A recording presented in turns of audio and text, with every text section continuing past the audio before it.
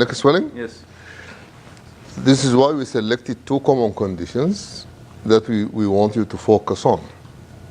مش كده؟ So we don't اللي have to هما focus on all. لا the introductory lecture is important for the classification purposes. We're approaching a patient with Next one. neck swelling. لكن بعد كده الديتيلز goiter or thyroid, enlarged thyroid وليمفادينوباثي. امس سالني الحسون قال لي الكويز من وين؟ قلت له الكويز من الليكتشر والسيمينار والتيوتوريال على اساس انه انت تغطي ثايرويد ليمفادينوباثي والكلاسيفيكيشن اوف نيك سويلنجز. تراجع ديل يعني.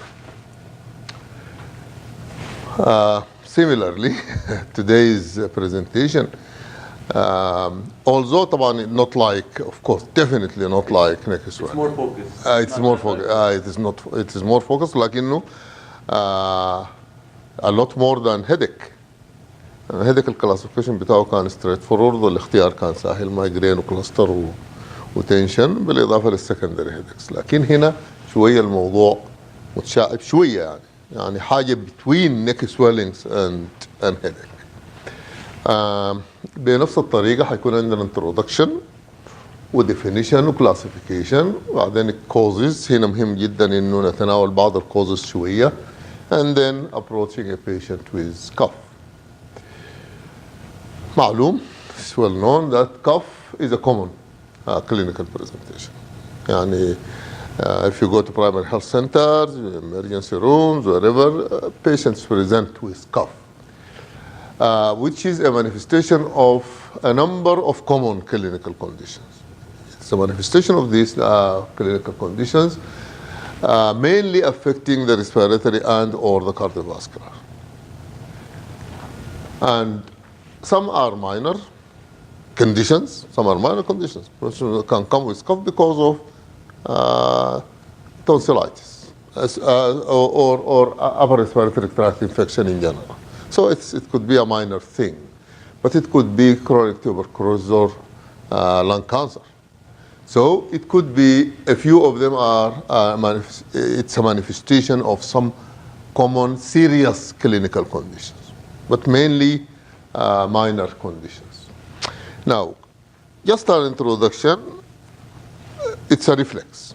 Cough is a reflex. And you remember from your neural and behavioral sciences, you have a sensory arm of the arch or the arc, and then you have a motor arm of the arc. So the sensory irritants or stimulants or triggers stimulate some receptors, and these receptors send the signal to the brain stem, and from there muscles are stimulated to contract to produce this cough reflex. So it's a reflex and leading to a rapid noisy expulsion of air. يعني الهدف منه a rapid and powerful, forceful expulsion of air. And the purpose is not expelling the air. The expelled air will take with it whatever is irritating the respiratory system. Now, I said some cough might be a manifestation of a cardiovascular problem. Even if it's a cardiovascular problem, the trigger would most likely be in the respiratory system. And this is why I said and or. It's a reflection of something in the respiratory, but the underlying causative clinical condition might be cardiovascular in origin. فإذا هو mainly to expel material from the respiratory system, even if the underlying condition is cardiovascular. The cardiovascular problem is called pulmonary. ها؟ The cardiovascular problem. يعني عشان لما يكونوا الاثنين مع بعض تقول على كول pulmonary. ولكن أنا expected you to ask me cardiovascular expelling material from respiratory. How is the relationship? How there is a relationship between cardiovascular system problems and materials to be expelled from the respiratory system? This about congestion? Congestion. There is congestion, there is pulmonary edema, so there is fluid inside the lungs. We need to expel that fluid from the lung. So the cause is cardiovascular, but still the material is in the respiratory system. So the main thing is expulsion of air together with materials in the respiratory system. Yes? You mean materials in the alveoli, not ما خلاص انا قلت respiratory system. ليش انا ما قبلت alveoli? Yes, but also respiratory bronchioles, trachea, larynx, كله respiratory tract and lung, صح? Anywhere. لأنه some cough might be there is something in the larynx أول حاجة. cough عشان نطلع الماتيريال from the larynx, or trachea, or main bronchi, or principal bronchi, or bronchi, bronchioles, respiratory bronchioles, and then the alveoli. Anywhere you want to expel whatever is irritating that part of the respiratory system. Now, stimulation of sensory nerves in the mucosa of the pharynx, larynx, trachea, bronchi, alveoli, anywhere. And then to clear these passages from and lung, from these irritants and foreign content. For anything in the respiratory tract and the lung needs to be expelled. The mechanism for the expulsion is forcible expulsion of air from the lung. Now, the sensory fibers travel through the vagus nerve. So there are sensory fibers through the vagus nerve. Now, this is a little bit different from sympathetic pathways. The sympathetic pathways are mainly carrying motor signals towards the organ and very few sensory organs back. And the sensory fibers. The sensory fibers do not belong to the sympathetic system. But for the vagus, they are part of the vagus, but they are sensory fibers coming back to the brain. Yani most of the vagal fibers are motor, going to the muscles and glands. أيوة. GI وcardiovascular respiratory كله. فإذا some fibers, some afferent pathways through the vagus. A stimuli can arise from either حتى الإير can reflexly lead to cough. So there are certain triggers outside the respiratory system that can travel through the vagus nerve producing cough. So the arc is a bit odd. But you know, there is a little part of the ear supplied by the vagus nerve. So this can produce cough reflex.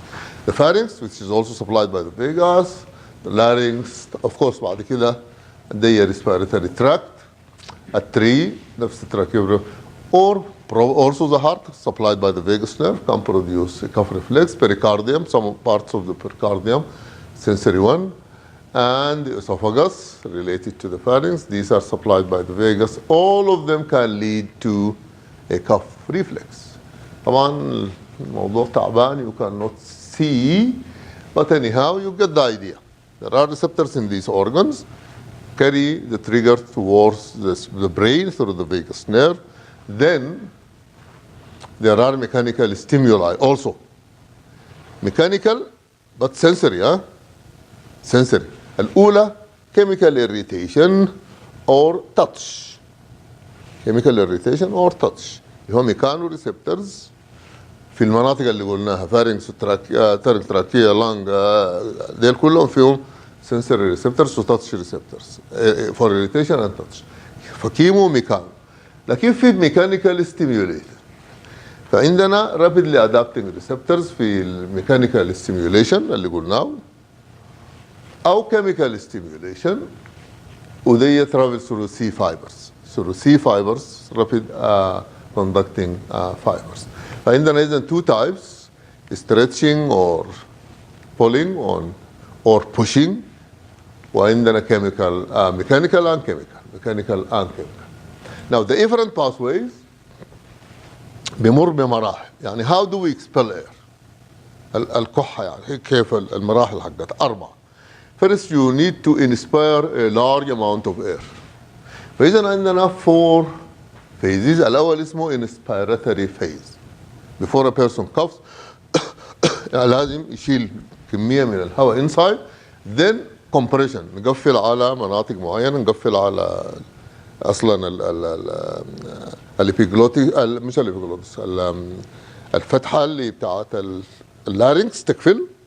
مش عندنا تو كوردز يقفلوا كده، الجلوتيس الريما جلوتيس اللي تفتح دي تتقفل. and then expiratory phase.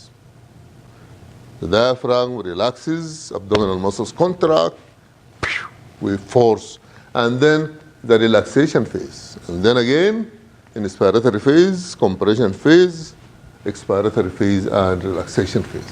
ناخذ الهواء يحصل irritation في الأول، يحصل inspiration، compression نقفل هنا، بعدين بسرعة كبيرة جدا 100 بير اور. ده انا جبتهم لكن للاسف الصوت ما طالع في السيستم. فالمهم الميكانيزم والاصوات حقت القف. How do we classify cough؟ خلاص عرفنا cough is a reflex to expel irritants from the respiratory system. How are they classified؟ different ways. زي ما عرفنا النيك سويلنجز اما بالموقع حقهم او بالباثولوجي حقتهم او duration. هنا برضو عندنا كميه من الانواع. duration of the cough, the character of the cough, the quality of the cough, and the timing of the cough. نبدا في الاول بالتصنيف. المره اللي فاتت قلنا في موضوعين related to this duration classification. الموضوع الاول انه الديوريشن تختلف من برزنتيشن لبرزنتيشن، ما نفس التصنيف. يعني في تصنيف بالنسبه للهيديك غير التصنيف بالنسبه للكاف غير التصنيف بالنسبه من ناحيه the actual duration. مش كده؟ the actual duration تختلف. حتى في حاجات اكيوت وكرونيك فقط، اكيوت رينال فيليا وكرونيك رينال فيليا. الحاجه الثانيه انه this can relate to a presentation or relate to a condition. مش كده؟ يعني ممكن اقول cough is a presentation for acute cough chronic cough. لكن عندي renal failure is a clinical condition. لكن برضو عندي حاجه اسمها acute renal failure و chronic renal failure. فدي this about موضوع الديوريشن. بالنسبه للكف لاحظ if it is less than 3 weeks then it's an acute cough. 3 weeks. For example, common cough, the flu و irritation. Inhaling an irritant والirritant يعني ما خلص على طول لكن جلس يومين 3 4 إلى 3 weeks still it is. If it continues for more than that then it becomes subacute. But still less than 2 months it is called subacute. فعندنا some condition يعني إذا عندي infection واستمرت شوية بيبقى فيها شوية secondary infection فبتستمر فترة أطول إلى 2 months. لكن إذا استمرت beyond that then it's a chronic cough. عندنا post infectious عندنا إذا كان عندي chronic disease وحصل له flaring up ممكن يديني فترة بتاعت 3 أسابيع إلى 8 أسابيع still it is it's a subacute cough. يعني عندي tuberculosis وكان موجود اصلا لكن من غير كف وبقى دورمنت كده فجاه حصل له فليرنج اب. الفليرنج اب استمر 3 اسابيع الى 8 اسابيع نقول عليها subacute cough. اما more than 8 weeks الالرجيز الاسما زي الاسما most common in children عندنا البرونكايتس الجيرد الجاستروسوفيجيال ريفلكس ديزيز في بوست نيزل دروب في a number of conditions دي بقى بتكون كرونيك حاجه مستمره كده beyond 2 months. فده كلاسيفيكيشن الاول. ايوه الالرجيز مين باكيوت اتاك؟ acute attack انت قلت acute attack but the cough is chronic. the cough is there. هنا نحن يعني is it episodic؟ الابيسوديك ما حاجه محتاجه فلير لا ايوه في فرق بين فلير اب وتريجرز. ايه صح؟ فاذا ديل نقول عليهم زي ما قلت الالرجيز الاسمى، والاسمى نحن قلنا it is episodic in nature. لكن when you get an attack continues for some time and then disappears then continues. فعندنا الكف it's a chronic type of cough. Asthma itself as a disease is an episodic disease. Asthma is an episodic disease. The cough is a chronic cough. طيب based on the quality كيف نصنفها based on the quality؟ ايوه productive و non productive.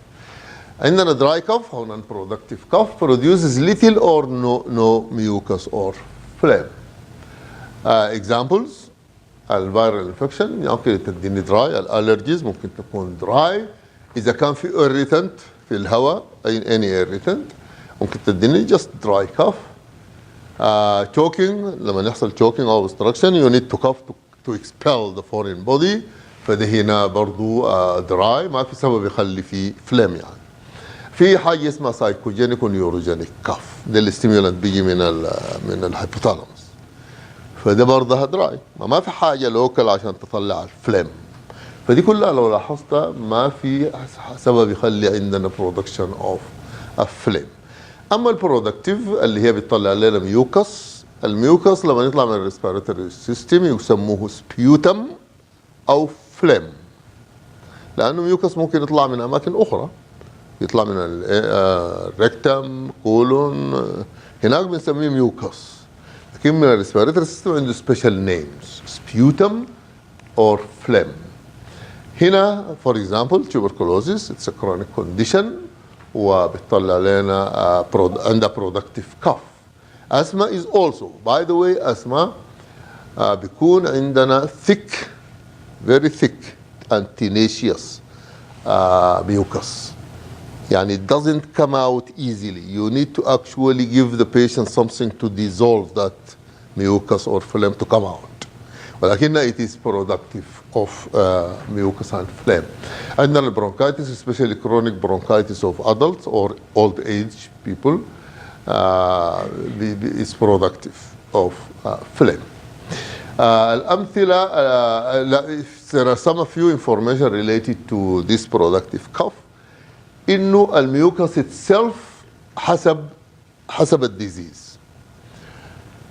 In tuberculosis it is usually whitish وبنتج من الكيسيشن of التوبركلوس نوديولز اللي بتتكون في اللنج.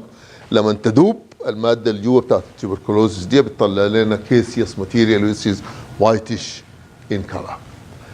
عندنا حاجه وايتش جراي ودي في السموكرز والريتنس because they continuously irritate the mucosa so it produces the whitish gray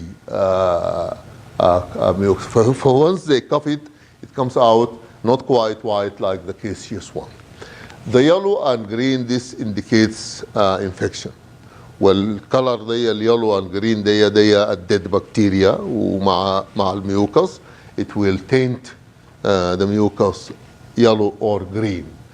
عندنا واحد براونيش ده طبعا عندنا حاجه اسمها الاميبيك لانج ابسس لانه الابسس هنا خلطه بين الديد اميبا وديد بكتيريا وبلد، فعشان كده بتطلع لنا براونيش ان كلر.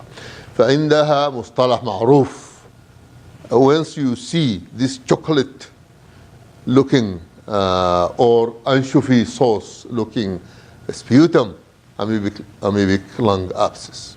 And it's definitive for that disease? It is not definitive diagnostic or pathognomonic.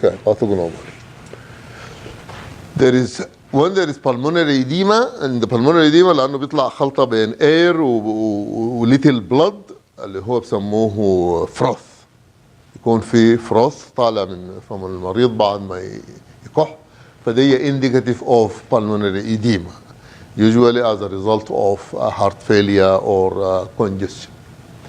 وعندنا thick mucoid دي زي ما قلت لكم الأثمة very thick and tenacious type of mucus coughed by the patient. في لما يكون عندي حاجة اسمها الالفيولار سيل كارسينوما في ناحية الكانسر a watery sort of mucus will exudate عكس بتاع عكس بتاع الأزمة اللي هو thick. ده ووتري شوية سائل، وده indicates or might indicate alveolar cell carcinoma. Sometimes patients cough and they produce saliva. This is usually typical of hysteria, because this saliva is not coming from the respiratory, it's a saliva. It is usually related with hysterical attacks of cough. COPD دكتور. فهنا السبب دي بيدينا وين هو بتاع الانفكشن. الكرونيك اوبستراكشن بيكون فيه انفكتد ميوكس ثيك اند جرين يلوش. كيس ما شرحت انا، قلت عندنا في التيوبركلوزيس في الكرونيك انفكشن it produces some follicles حقت التيوبركلس انفكشن دي، فبيحصل لها بتدوب when it dissolves it produces a whitish material اسمه caseous material. ده اسم خاص بالتيوبركلوز and this is coughed out. When you see it white you think of TB خصوصا if the cough is chronic more than 8 weeks. وطبعا عندنا associated symptoms ما هنعرف بعد شويه night fevers sweats وكده. الكاركتر اوف ذا كف بقى في اسماء كثيره جدا للكف حسب الكاركتر، مش كده؟ عارفين الهوبين كف؟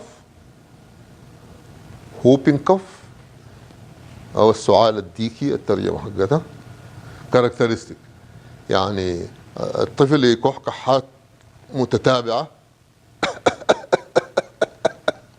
لحد ما كل الهواء يطلع تماما، then الانسبيراتوري فيز بيكون with the sound.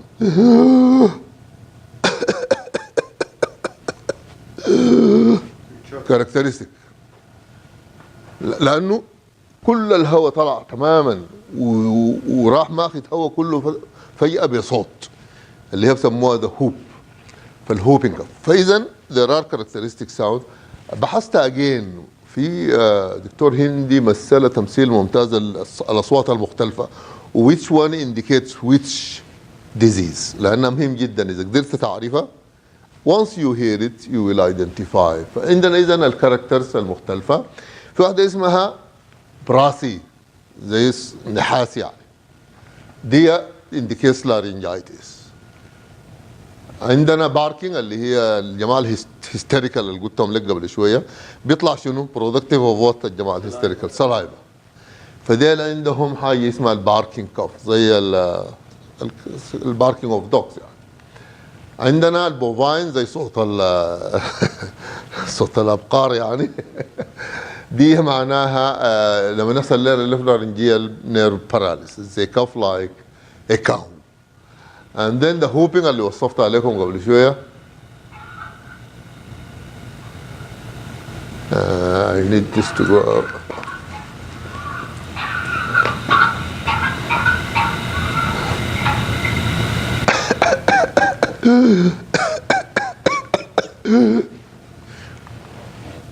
ليش ايوه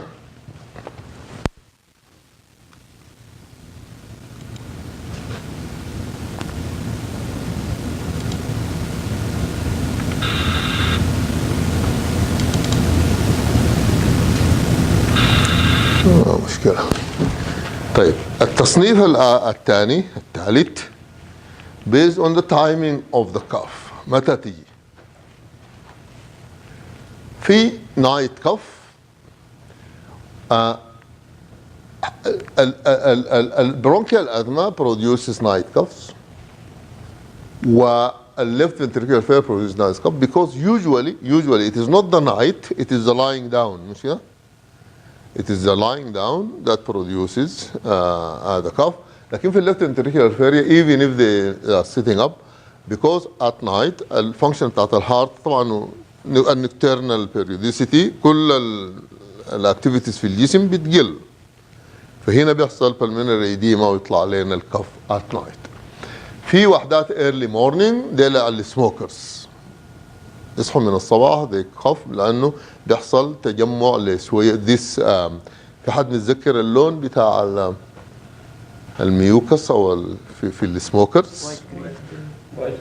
جراي وايتش جراي فديل الصباح عادة تلقاهم مع when they يعني brushing their teeth and coughing out this هنا. في الأسماء بتدينا مع الإبيسود يطلع لنا this cough مع كل إبيسود. فديل إذن إما night أو early morning أو episodic وديل examples, just examples. Now what causes cough? A very long list. عندنا allergies in general, سواء كانت الالرجيز هي acute allergy ولا أسماء. الالرجيز in general hypersensitivity reaction. عندنا local irritants للريسبيراتوري system. عندنا الفورين بوديز. الاختلاف بين هنا mechanical irritation mainly وده chemical irritation mainly، مش كده؟ لما نقول irritants we are talking chemicals. لما نقول foreign bodies معناها something going in في حالة choking ولا anything goes into. عندنا infections a common cause of cough. وعندنا cancers. ديل المين 5. لما نجي للأبر في حاجة اسمها upper airway cough syndrome UACS and you need to read a little bit about this. وعندنا others لكن these are the commonest causes of cough. طبعا تحت كل واحدة عندنا number of diseases. طيب بالنسبة للcauses طبعا for example if the cause like this is by the way it's a common condition and it's important that you know about it. إنه people with problems in the sinuses بيحصل لهم حاجة اسمها post nasal drip. يعني whatever is produced in the sinus dripples into the respiratory system behind the nose. فديس طب برضه لو عندي chronic rhinitis يعني ما ضروري sinusitis برضه بتعمل لي post nasal drip and this will cause pharyngeal cough. يعني أول ما يمشوا في النيزوفارينكس oropharynx the cough will start. زي ما قلنا هناك الفيجاس nerve is also active supplying sensory fibers. برضو ده هنا the commonest cause of pharyngeal cough. بالنسبة لللارينكس عندنا حاجات كثيرة. أول حاجة نسيت إنه الكف دي irritating cough ويوجوالي non productive حقت البوست نازل دريب لأنها في الفارنكس لسه ما وصلت الريسبيراتوري تراكت اللي هو الميوكس والبرودكشن العالي. لما نجي لللارينكس بنلقى اللارينجايتس كانفكشن وعندنا التيومرز اوف ذا لارينكس وعندنا الانفكشن بتاع التشيلدرن اللي هو هوبين كاف. وعندنا حاجه برضه في التشيلدرن اسمها كروب. فدي دي كلها لاحظتها كلهم ما عدا التيومر ار انفكشنز اوف ذا لارينكس. عندنا تيومرز and a number of infections.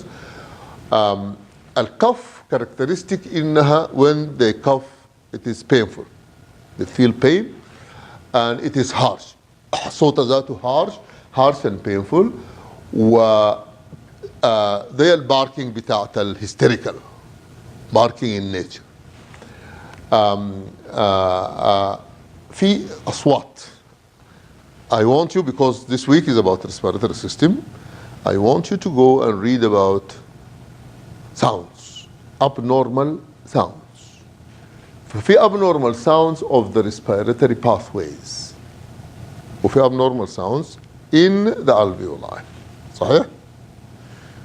أنا ذكرتها قبل كده كمثال يعني إنه if the obstruction in the nasal and nasopharynx بيدينا صوت سميناه شنو؟ سترايدر. لا لسه سترايدر بتاع اللارينكس.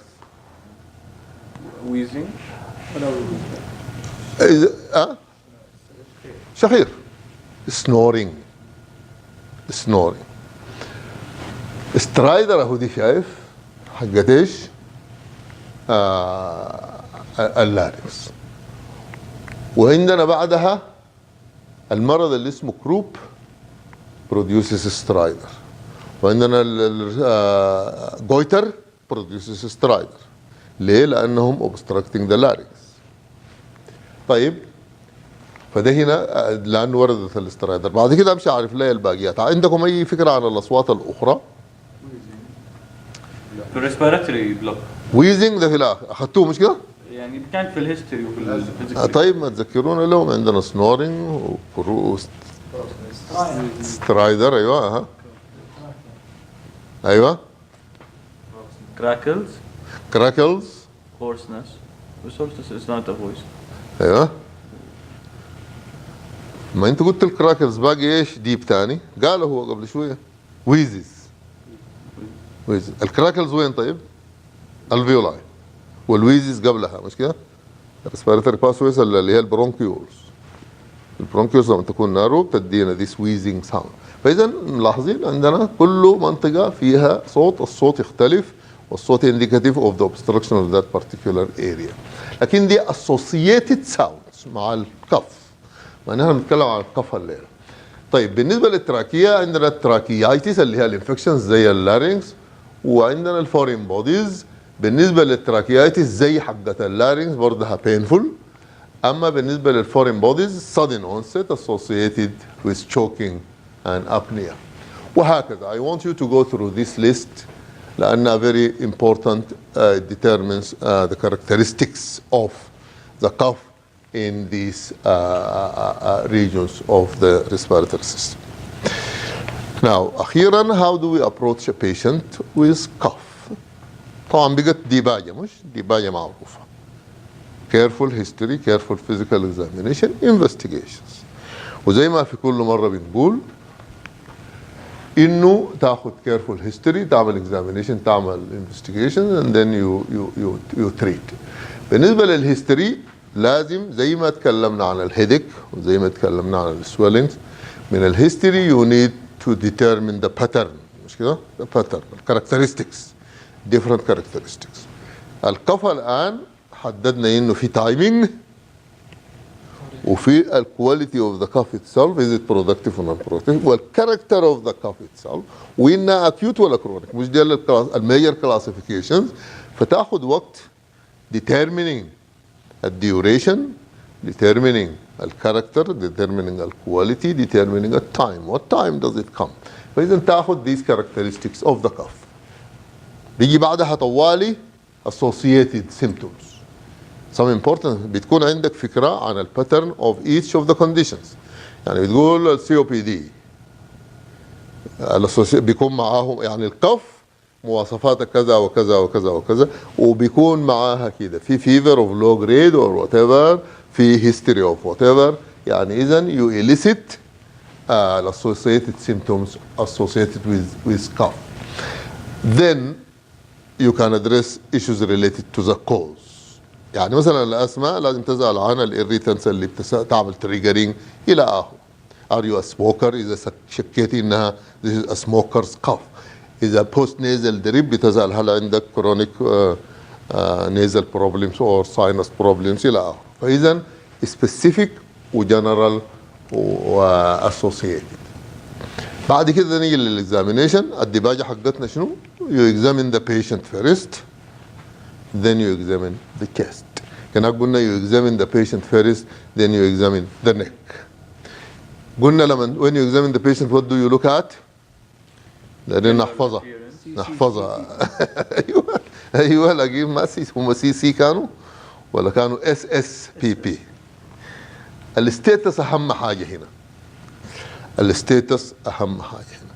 يعني البيشنت comes complaining of cough. Is he coughing؟ لما جاء أو is it distressing القف نفسها؟ Is he also breathless؟ هل عنده cyanosis؟ هل عنده whatever مش كده؟ Just by looking at the status of the patient. طيب والstature of the patient I give you just one example. stature معناه البودي بيلد. في COPD they lose weight. ايوه والكرونيك ازمه what happens to them؟ في الازمه بيكون عندهم حاجه اسمها باريل شيبد chest فمن بعيد انت بتكون شكله كده. في ناس عندهم اصلا ابنورماليتي في الشيست هم كايفوتيك واكسكافاتام الشكل بتاعه. دي رغم انه يو لوك ات ات جنرال and you look at it again when you examine the thorax مش كده؟ فاذا الستيتشر برضه مهم. بعد كده البوزيشن ده البوستشر. البوزيشن وين جالس when you came to see him. ما انا دوق قالوا لك في patient هل لقيته عند الباب عند الشباك لما جلست على الطاولة هل جلس قريب جلس بعيد، ده اسمه position. Position might indicate something. يعني زي ما قلت لك المرة فاتت if there is an odor البيشنت بيكون شوية خجلان من نفسه فما بيجلس قريب للطبيب بيبعد شوية فit could indicate الهيستيريكال and so on. فإذا position high. Posture في posture very important related to these clinical conditions. الأسماتيك how do they sit؟ asthmatic leaning patient. forward. leaning forward COPD. ايوه ده السي او بي دي. لكن الاسماتيك بيجلس على السرير او طرف السرير و he will fix his limbs to the bed. ليش؟ لأن he wants to use the accessory respiratory muscles. الاكسسوري respiratory muscles هي منها البكتوراليس major and minor. Pectoralis major and minor move the limbs. But if you fix the limbs they will move the thorax. فكاركترستيك تلقى الاسماتيك جالس كده. ليه؟ لانه ثبت ده عشان يساعد to help بالاكسسوري ريسبيراتوري مسل. فاذا the position, the posture, the status and the stature might help you when you examine the patient. طبعا does he look ill؟ هل هو sweating؟ دي كلها في الستاتس. When you examine the patient, then you examine the chest. Examination of the chest الأربعة المعروفات. Inspection, palpation, percussion, auscultation. الكلام ده حيدرسوكم له في البي سي اس. طبعا دي examination of the patient, signs of breathlessness, the general signs of serious illness إلى آخره. أما دي فالثاني detailed in the PCS. لكن في بعض الملاحظات العامة when you examine the patient. العامة شنو؟ إنه في الآن movements بتقول do we need to physically examine patients.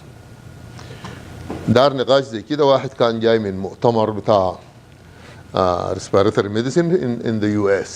مشى أمريكا حضر congregation كده كل الجماعه بتاعنا ريسبيراتوري ميديسن وورلد وايد جو للمؤتمر ده. فقال هو حرص جدا انه يحضر بيبر. the title of the paper was do we still need to percuss the thorax.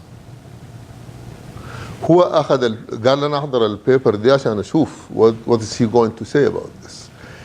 قال التركيز حقه كان مع percussion as just an example of physical examination of the patient. قال is it still necessary؟ ما انا ممكن من الاول اسمع كرونيك كذا اطلع investigations طوالي واعمل له chest x-ray وكده واعرف exactly what this patient has. قال هم نظروا في صندوق الشكاوى بتاعت المرضى. They looked at the common يعني complaints.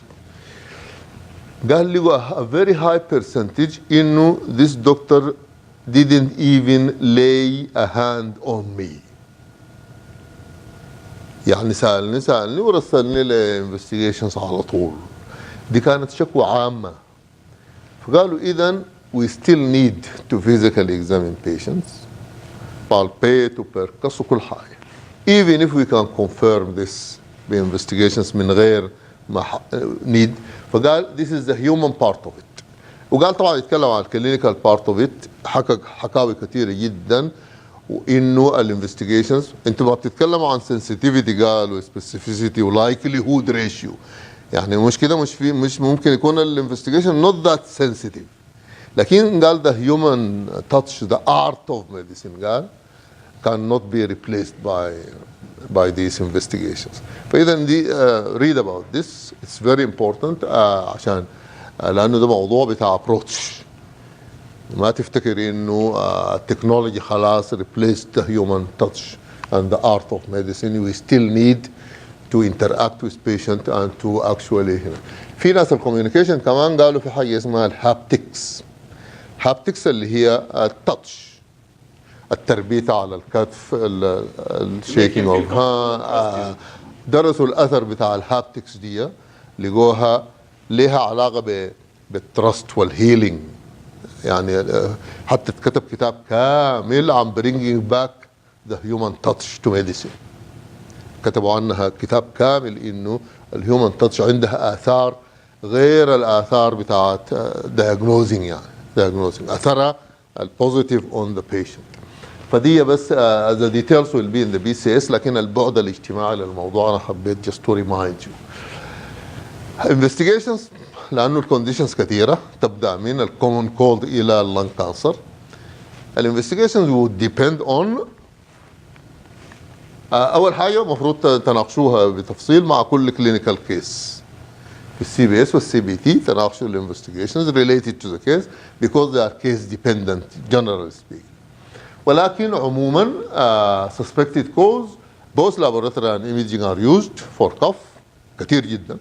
يعني لو مسكنا تيوبركلوسيس هنلقى من ناحيه ايمجنج هنعمل اكس رايز، تشيست اكس رايز، ونعمل ايوه نعمل لابوراتوري تيستينج حاجات كثيره جدا، منها السبيوتا، ونعمل لكلشر، ونعمل سنسيتيفيتي. فاذا there are a number of laboratory and imaging investigations. All of the imaging investigations are used for cough كلهم، chest x-rays، MRI، CTs، ultrasound، كلها مستخدم في different clinical conditions related to cough. في بعض ال conditions related to the etiology of the underlying condition. And what do we mean by that? If we suspect that this cough is because of heart failure, what is causing the heart failure؟ مش كده؟ فبمشي أنا كمان للetiology of the underlying condition. فإذا some investigations should be related to the underlying. وزي ما في كل مرة بنجيب لك التريتمنت هتناقشوه برضه في السي بي اس والسي بي تي، وإنه depend on the cause. ولكن في ديبيت كثير جدا عن do we need to give antitussives drugs that just stop the cough. في كلام كثير وفي بيبرز كثيرة عن موضوع drugs are they useful ولا يمكن harmful ولا شنو يعني. فالآن الكونسنسس إنه unless the cough is distressing, is causing nuisance, discomfort, leave it. ليش؟ لأنه هي it's an important reflex to expel irritants والforeign bodies whatever is causing the cough.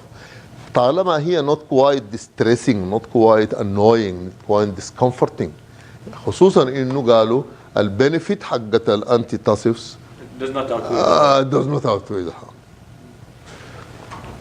Then you deal with the condition, the underlying condition، مش كده؟ إذا احتجت الكف تتعامل معها you give something for the cough. Then what is causing that cough? You deal with the underlying condition and then the cause of the underlying condition. مش كده؟ The cause of the underlying condition. دي لازم أركز عليها لأنه for example لما نجي later next week MI myocardial infarction. The condition is myocardial infarction, coronary artery disease or coronary heart disease. وحصل infarction. لكن what is the underlying condition؟ atherosclerosis وhypercholesterolemia. أتعامل مع الاتيولوجيكال فاكتورز كمان. إذا نتعامل مع الأندرلاين كونديشن والكوز اوف ذا أندرلاين كونديشن زي في كل الحالات الثانية كلها. As always بجيب لكم algorithms examples لأنهم they help you deal with cough as an approach. بتاخذ الهيستوري investigation if it's an acute cough. أول حاجة it is life threatening في رأيك ولا non life threatening. If it is life threatening بتمشي الاحتمالات النيمونيا والسيفير اكزاسربيشن اوف اسما والكرونيك اوبستراكتيف هارت ديزيز والبلمونري امبوليزم والهارت فيلي. دي الكرونيك اللايف ثريتنينج وان. النون لايف ثريتنينج وانز انفكشنز ولا اكزيستنج كونديشن ولا انفايرمنتال. اذا اكزيستنج كونديشن يا ازمه ولا برونكايتس ولا يواكس ولا سي او بي دي.